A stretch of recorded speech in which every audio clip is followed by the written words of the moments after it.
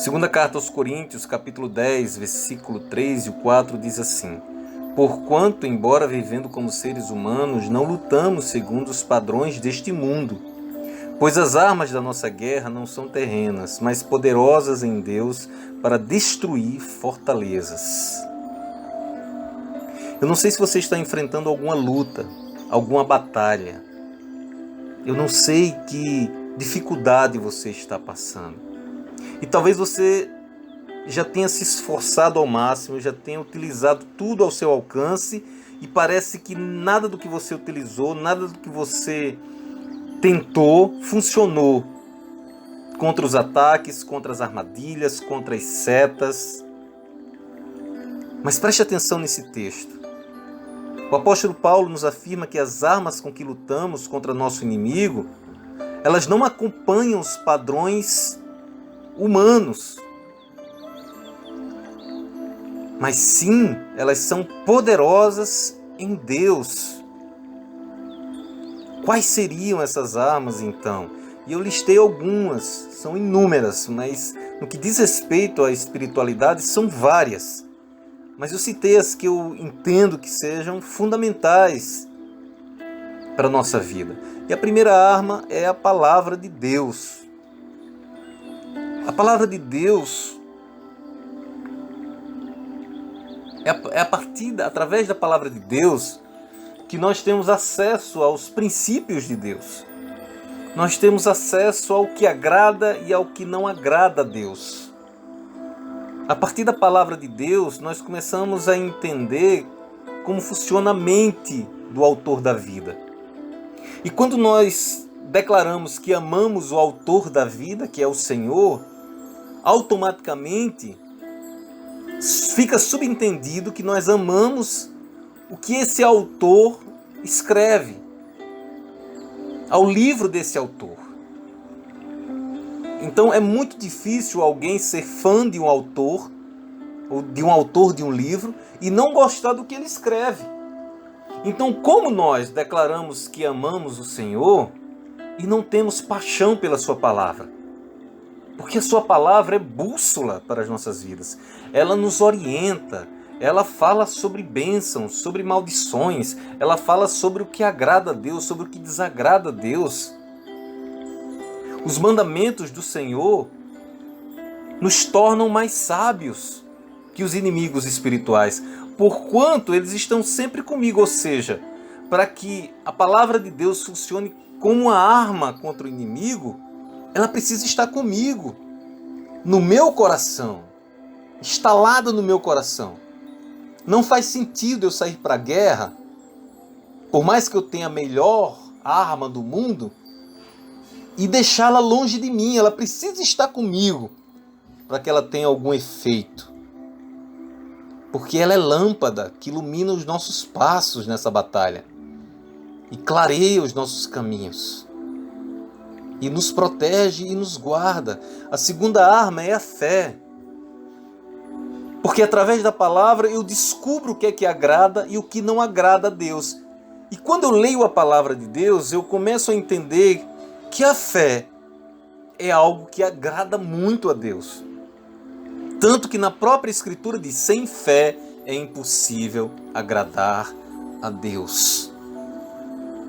Fé não é simplesmente um pensamento positivo, que eu começo a repetir, entendendo que vai acontecer assim.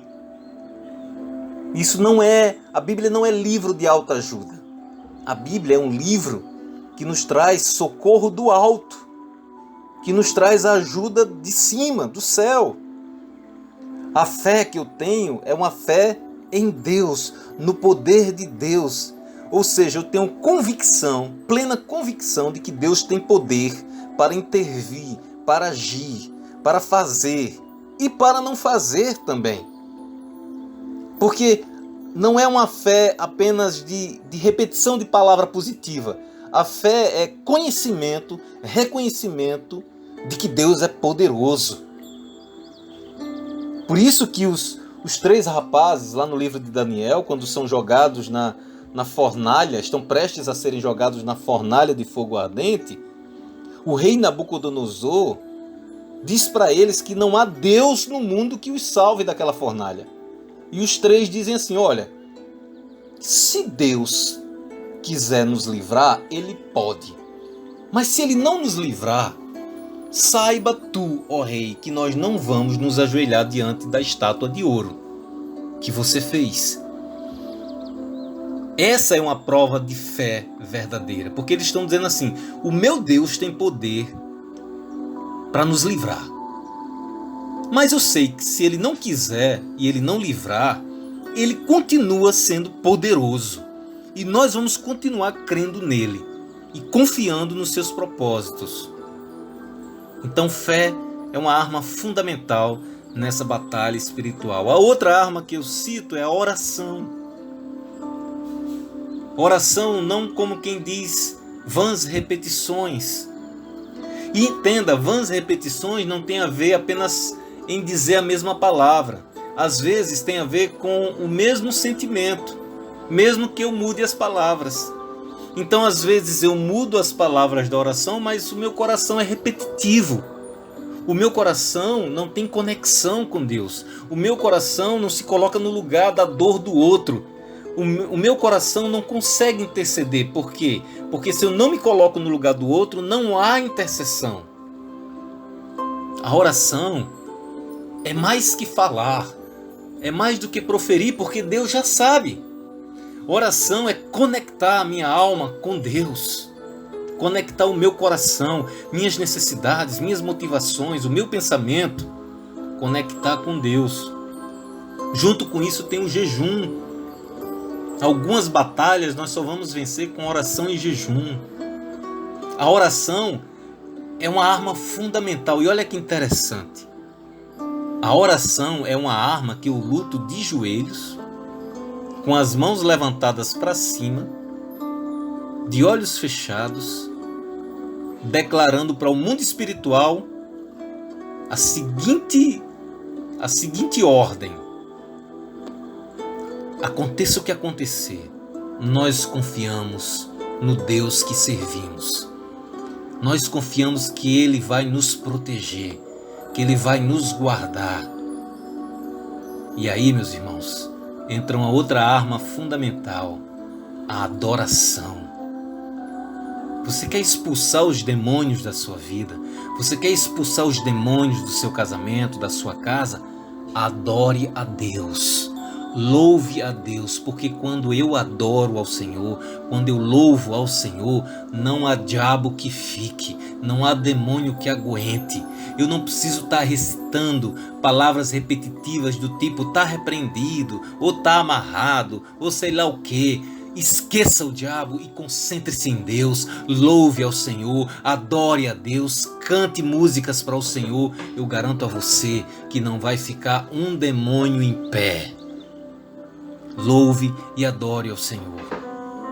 Ah, mas eu não sei o que fazer para solucionar o meu problema. Eu sei. Louve e adore a Deus. E outra arma é o nome de Jesus.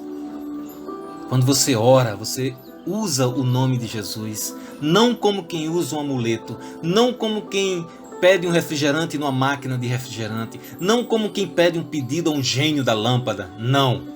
Não é palavra mágica, não é passe mágico. É palavra de confiança, é palavra de crédito.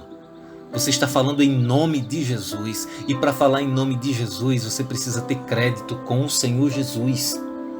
E o Senhor Jesus confirmar no mundo espiritual: ok, fui eu que mandei o meu filho mesmo usar o meu nome.